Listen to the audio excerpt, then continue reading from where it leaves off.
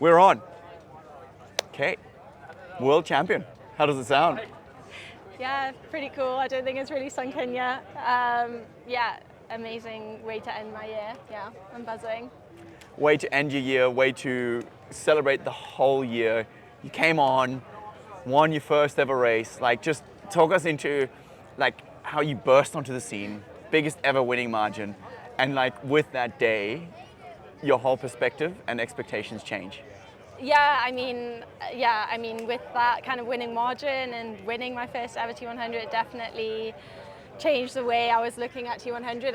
I came into it just wanting to try something new for a year, and then suddenly I kind of burst onto the scene and was like, wow, I think I actually could do quite well at this series. So yeah, it's been an incredible year, such a roller coaster, but yeah, I'm happy that I've consistently been on the podium, and yeah, to start the year and end the year with a win seems like the perfect way to do my first T100 year. Yeah, I mean, we're seeing you here with a bigger smile. You just talked about how you've got champagne on your skin, Yeah. Everything's a little sticky and kind of that way. And I'll never forget, in Dubai, you were sitting there by yourself, coming second, which last year would have been amazing. Yeah. But like, you were down and out. Do you think that was the kind of last minute boost you needed? Oh, I don't know. Like, my confidence really took a knock after Dubai. Like, I really thought it was kind of all over.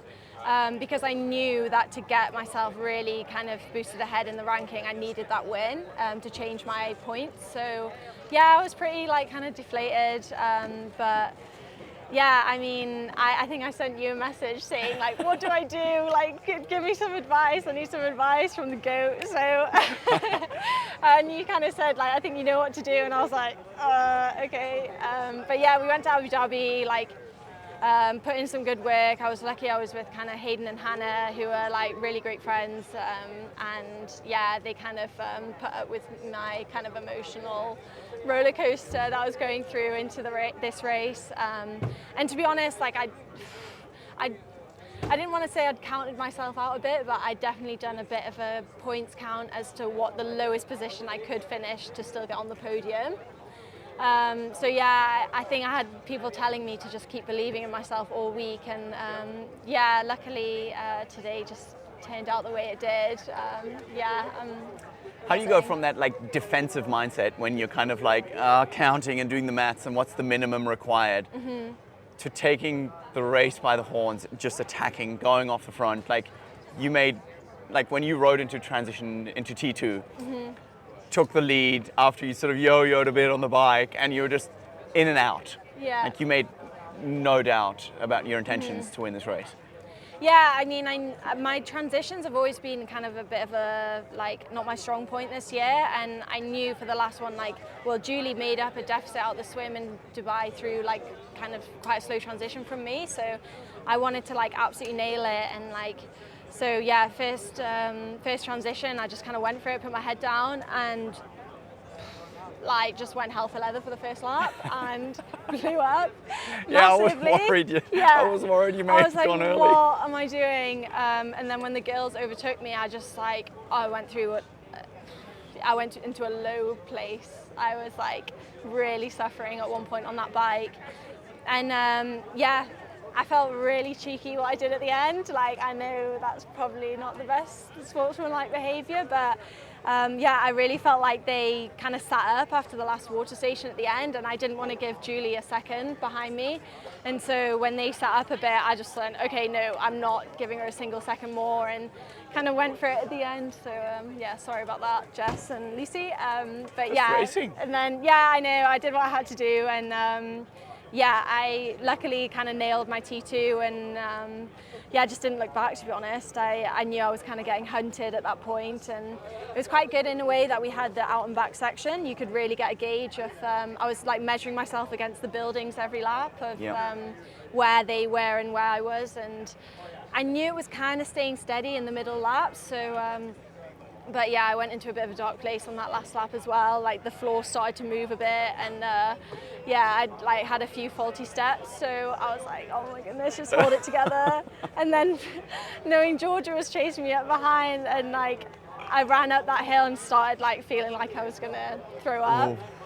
Yeah, and then obviously the end was the end, and if it had been 5 meters longer, I think I would have been crawling across the line. So I quite literally gave it everything, I think I can say, and I wanted to give everything today. I didn't want to leave anything behind, and I think I can proudly say I did that.